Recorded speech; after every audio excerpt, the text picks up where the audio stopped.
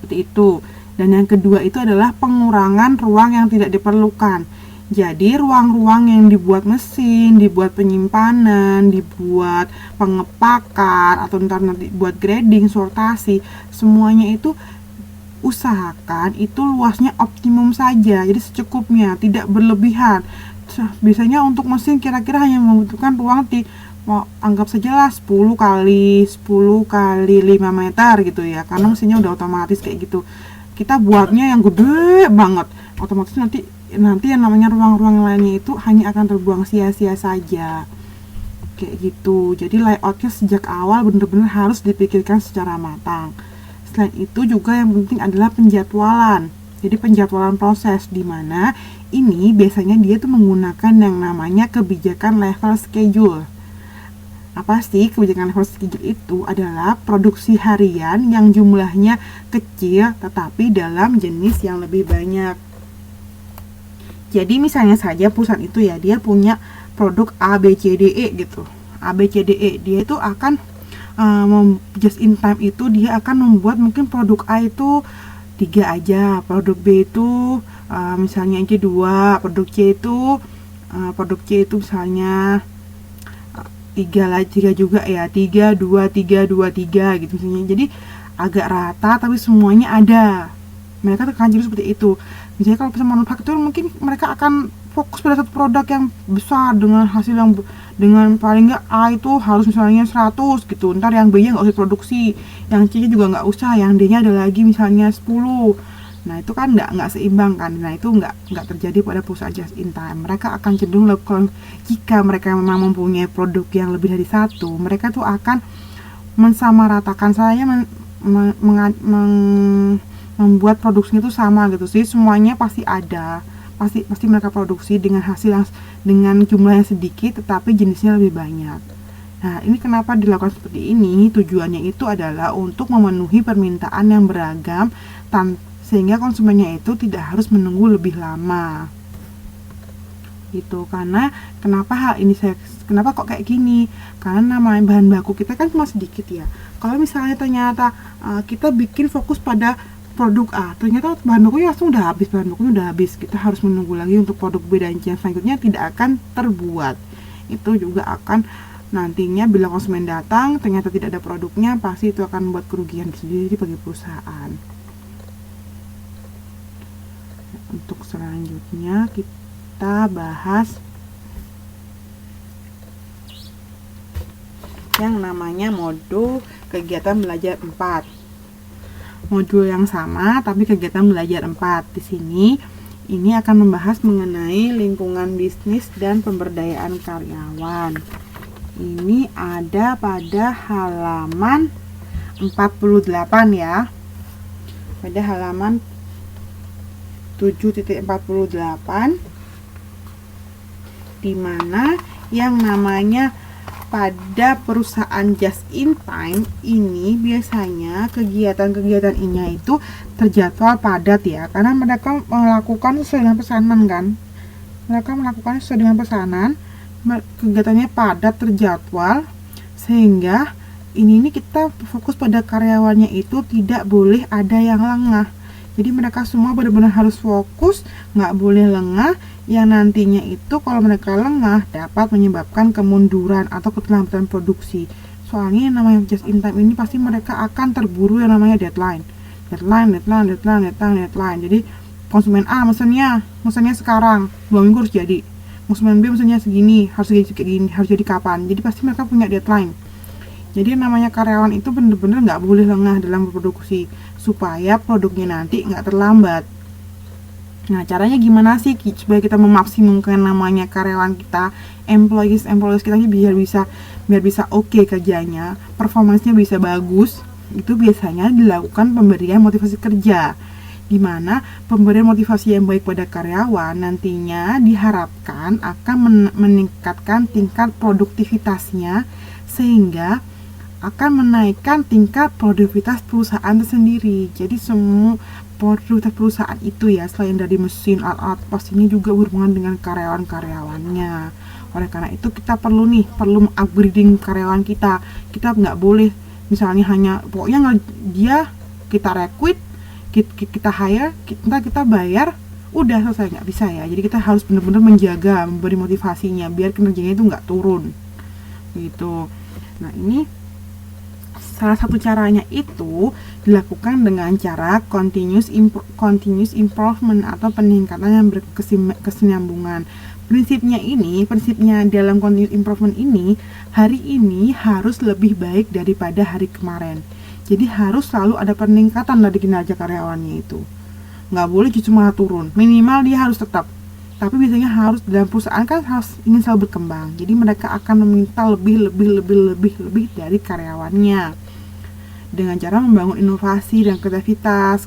Terus misalnya saja karena bisnis ini akan selalu berubah ya, jadi bisnis itu nggak akan tetap aja kayak gitu, pasti akan nanti ada munculnya pesaing baru, atau misalnya dia ingin melakukan ekspansi nih, perkembangan, misalnya buka cabang lainnya lagi, atau menambah konsumen baru. Jadi gimana caranya bisnis itu berkembang, jadi bisnis itu nggak akan selalu berubah.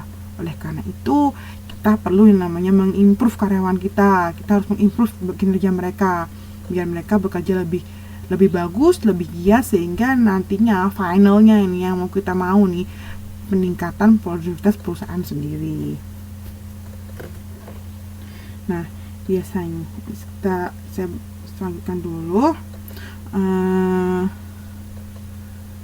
Ini perubahan yang terjadi dalam bisnis itu, kan tadi kan saya bilang bisnis itu akan selalu berubah, dia nggak akan diem aja kayak gitu, pasti akan selalu berubah. Namanya pasar pasti akan selalu berubah kan, tergantung supply demand-nya. Begitu juga dengan bisnis, supply-nya itu dari perusahaan, demand-nya itu dari si konsumennya. Kenapa sih bisnis itu dapat selalu berubah? Yang pertama, bisnis selalu berkembang. Jadi yang namanya perusahaan, dia pasti ingin perusahaannya itu terus berkembang dan menjadi lebih besar, buka cabang di mana-mana. Misalnya kata Mas Taufik kemarin itu yang masalah pabrik tempe itu, tempenya buka cabang dari Malang, buka cabang di Probolinggo, mungkin ntar di Surabaya, atau ntar bisa langsung ekspor ke Taiwan gitu ya. Jadi mereka pasti akan ingin selalu perusahaannya itu berkembang. Oleh karena itu pasti ada yang namanya perubahan. Nah, alasan yang kedua adalah bisnis selalu ingin memperoleh pelanggan baru. Perkembangan perusahaan pasti akan sejalan dengan adanya konsumen-konsumen baru atau pelanggan-pelanggan baru, di mana hal ini dilakukan untuk menambah omset yang diperlukan pelanggan, sehingga melalui penambahan produk ini perusahaan itu biasanya dia berupaya, misalnya saja dia melakukan perbaikan layanan, misalnya kayak perusahaan provider itu ya, biasanya kan mereka sering banget mereka nambah misalnya XL atau Apple M3 atau Mentari itu yang di Indonesia itu ada paket BBM, tiba-tiba dia ada lagi paket Android, ada lagi misalnya paket hemat yang lainnya, bayar 50.000 gratis internet 1 bulan, free internet 1 bulan, seperti itu. Mereka selalu menambah layanan-layanan baru demi memperoleh pelanggan-pelanggan baru, kayak gitu. Nah, yang ketiga itu biasanya bisnis itu akan tetap mempertahankan pelanggan lama. Itu pasti ya, walaupun kita ingin menangkap pelanggan baru tapi tiba-tiba pelanggan lamanya hilang, itu sama aja bohong. Jadi kita pastinya walaupun kita ingin menangkap pelanggan baru, kita harus tetap mempertahankan namanya pelanggan-pelanggan lama. Yang keempat, bisnis itu akan selalu bergerak lebih kompetitif. Maksudnya gimana sih? Maksudnya gini, misalnya bisnisnya itu mempunyai prospek yang bagus. Pasti kalau namanya bisnis yang bagus, awalnya mungkin dimulai oleh satu perusahaan aja.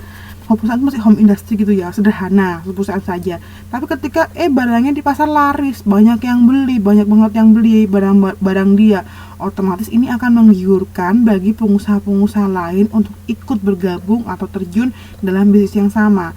Jadi pasarnya semula suppliernya atau perusahaannya pada satu, jadi berkembang jadi 2, 3, 4, lama-lama menjamur jadi banyak, sehingga yang namanya pasar itu akan semakin kompetitif, daya saingnya semakin keras, semakin kuat. Jadi perusahaan kita tuh benar-benar harus melakukan sebuah inovasi baru untuk mempertahankan pelanggan kita. Misalnya kualitasnya itu nggak boleh turun, harus tetap lebih baik, atau dia melakukan inovasi-inovasi lainnya untuk bagaimana caranya mereka dapat berkompetisi dalam pasar yang terus berubah. Intinya kayak gitu. Yang keempat. Nah, yang kelima itu bisnis selalu berupaya menambahkan keuntungan. Ini pasti ya, namanya bisnis pastinya profit oriented, dimana dia selalu akan memikirkan namanya keuntungan. Kalau bisnis nggak untung ngapain juga bisnis, kan gitu istilahnya gitu. Jadi simple aja kalau yang kelima ini. Nah, kalau yang keenam, bisnis berupaya mengembangkan produk. Di sini sama seperti yang tadi, saja berkaitan ya antara yang lainnya, dimana dia kayak gini, kayak Indofood, Wings, atau Unilever gitu ya. Unilever, mereka dulu kan produknya nggak sebanyak itu, tapi mereka terus membuat produk baru. Kalau di Taiwan itu mungkin yang saya tahu cuma Universiden ya di sini ya, yang banyak produknya sekali itu yang di 7-Eleven, atau yang di produknya yang Supli Family Mart, tapi saya nggak ngerti urusannya apa di situ. Jadi dia akan terus membuat produk-produk baru, sehingga mereka prinsipnya semakin banyak produk yang mereka buat, mereka itu akan semakin kokoh. Jadi mereka akan semakin memiliki yang namanya kekuatan dalam pasar itu, karena mereka produknya udah banyak, konsumennya udah loyal, bikin produk baru lagi, buat produk baru lagi. Walaupun itu mungkin produknya nggak sama ya, mungkin dulu mereka bikin deterjen, terus mereka bikin naik lagi ke tempat sabun pencuci piring, terus mereka ternyata tiba-tiba bikin makanan, bikin kecap, atau bikin yang lain-lainnya. Bisa juga mereka bikin pasta gigi tiba-tiba kayak gitu. Nah, itu semua untuk memperkuat posisi mereka di pasar. Seperti itu. Itu biasanya dilakukan oleh perusahaan-perusahaan multinasional ya, dimana dia sudah bisa menjangkau pasar-pasar internasional. Jadi dia mempunyai kekuatan yang cukup untuk mengembangkan perusahaannya. Nah, yang ketujuh itu, perusahaan akan selalu mempertahankan posisi pasar. Ini pasti ya, kalau mereka nggak bisa berkembang, paling tidak mereka harus bertahan di posisi yang sama, nggak boleh turun. Jadi kalaupun dia nggak bisa naik, dia nggak boleh juga turun. Di sini maksudnya ini biasanya berhubungan dengan yang namanya market share atau pangsa pasar. Nah, apa sih market share itu? Market share itu kayak gini konsepnya. Market share itu ya, jadi kita nggak bisa ngelihatnya itu dari kuantitas kita menjual. Mungkin teman-teman akan belajar ini lebih dalam di kelasnya Mbak Dia Ayu ya, di pemasaran tentang market share, atau mungkin sudah belajar ya teman-teman kemarin itu tentang market share. Jadi kita lihatnya itu bukan dari kuantitas kita menjual, berapa banyak kita berhasil menjual, tapi berapa persen sih jika dibandingkan dalam pasar. Jadi misalnya gini, kita dulu market share kita 10% dengan tingkat penjualan 10.000 produk. Nah, sekarang itu kita naik nih, kita bisa jual 20.000 produk, tapi ternyata market share kita turun cuma jadi 5%. Otomatis itu bukanlah sebuah kenaikan, karena jika kita lihat itu namanya posisi pasar, itu bukan dari banyaknya kita bisa menjual barang, tapi bagaimana posisi kita di pasar secara keseluruhan, bagaimana posisi kita di antara semua pesaing-pesaing atau kompetitor kita, kayak gitu. Yang ketujuh. Nah, yang kedelapan itu, bisnis akan selalu mencapai pasar-pasar baru.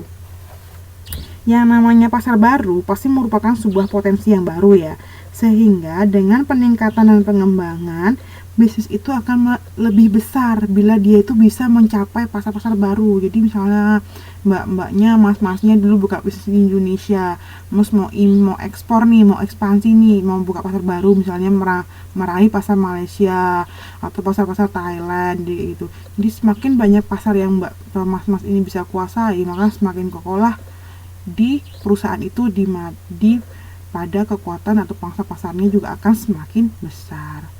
Seperti itu. Terus yang ke-9 adalah bisnis bertahan hidup. Ini maksudnya apa?